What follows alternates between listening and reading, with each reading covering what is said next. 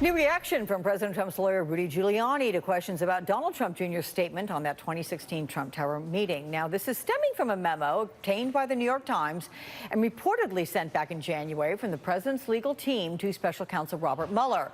The memo says the president dictated a short but accurate response to the New York Times article on behalf of his son, Donald Trump Jr.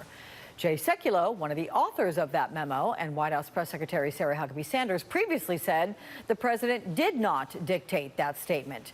So here's what Rudy Giuliani said about that contradiction. Jay would have to answer that, and I've talked to him about it. I think Jay was wrong. I mean, this is the reason you don't let the president testify. If, you know, our recollection keeps changing, or we're not even asked a question, and somebody makes an assumption.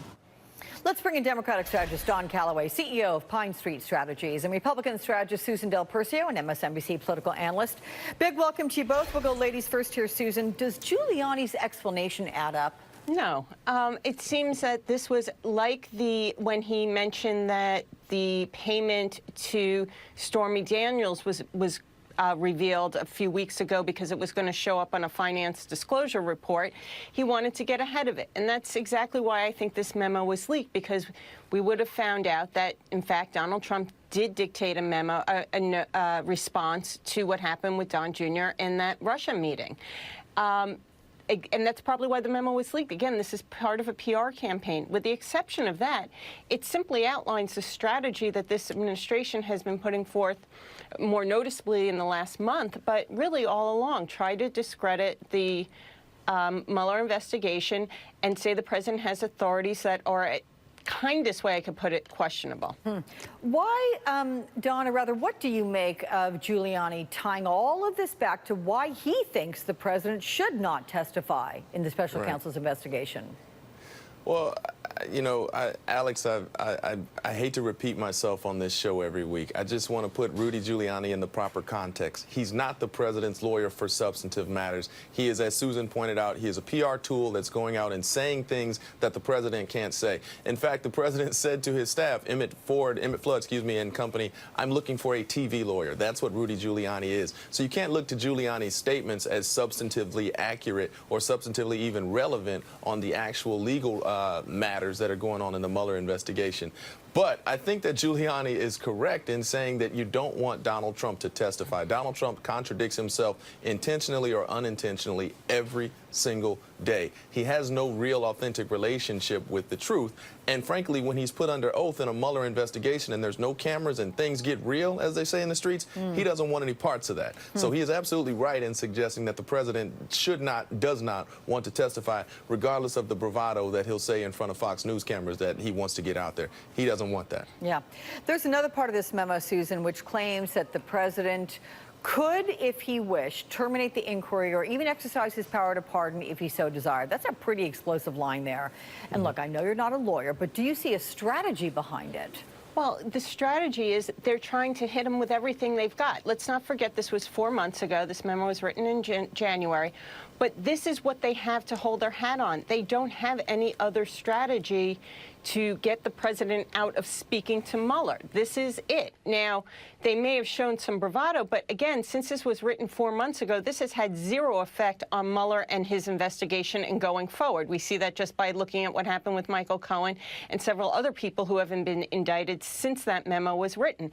So this is their strategy because that's the only one they have. And it's not working. And your interpretation of all this, Don? I mean, there's a pretty powerful line saying the president can terminate an inquiry, exercise his power to pardon if he so desires.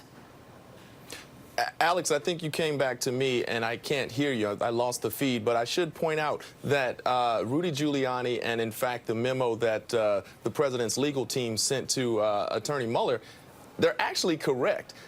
In that the president can probably pardon anyone and everyone up to and including himself, and that the president, as the chief executive officer of this country, particularly DOJ, has the right to shut down all investigations. But that is indicative of a fundamental shortcoming that the president has not displayed, that he understands this is not a purely legal question. This is a question of ethics, what we should do, a question of equity, what is in the interest of fairness for the American people, and it's a question of propriety. And the propriety one is, of course, the question that this president has never really risen to the standards of propriety that we typically equate with the office of the President of the United States. He's right. He could end this investigation.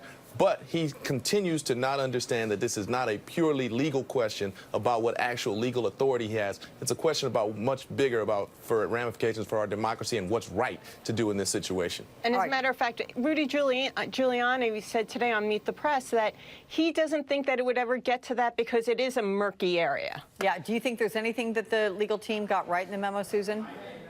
Well, I'm not a lawyer, so I'm not going to speculate on the legal side. What I do see is that this has been a planned strategy all along to discredit the investigation and to make claims that the president is, in fact, above the law. And that's what they have going forward. What's really interesting, again, is that one thing that came out that the president did, in fact, or his staff did lie to the American public about who dictated that response regarding Don Jr. and his meeting with the Russians. It was, in fact, Donald Trump, and I think they tried to get out a little bit ahead of that by releasing this memo. All right. Don and Susan, you guys sit tight where you are, because coming out next, we're going to unpack a new book that gives us a glimpse into former President Obama's views on the 2016 election.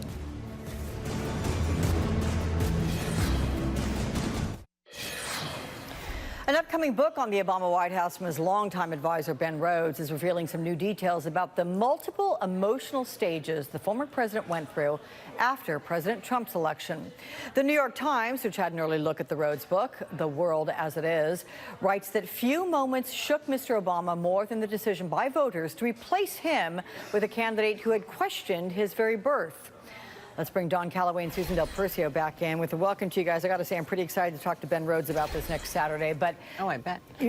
Former President Obama reportedly asking aides during that time, what if we were wrong? He had read a column asserting that the liberals had forgotten how important identity was to people and had promoted an empty sort of cosmopolitan globalism that made many feel left behind. And the quote was, maybe we pushed too far, Mr. Obama said.